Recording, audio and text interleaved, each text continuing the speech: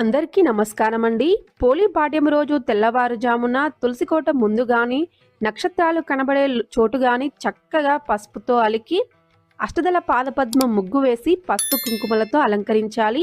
ఇలా ఒక బేషన్లో నీటిని తీసుకొని గంగా నదిగా భావించి పసుపు కుంకుమ బొట్లు పెట్టాలి. నీటిలో పసుపు, కుంకుమ, గంధము, అక్షంతలు, పువ్వులు వేసి నమస్కారం చేసుకోవాలి. అరటి డొప్పలో వత్తులు వెలిగించి నీటిలో వదలాలి.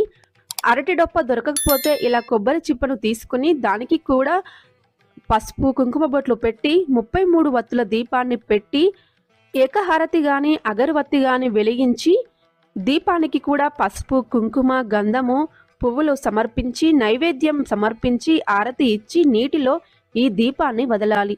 ఇలా దీపాన్ని వదిలితే కార్తీక మాసం మొత్తం పూజ చేసిన ఫలితం కలుగుతుంది. మరిన్ని వీడియోస్ కోసం మన ఛానల్ని సబ్స్క్రైబ్ చేయండి. Thank you for watching.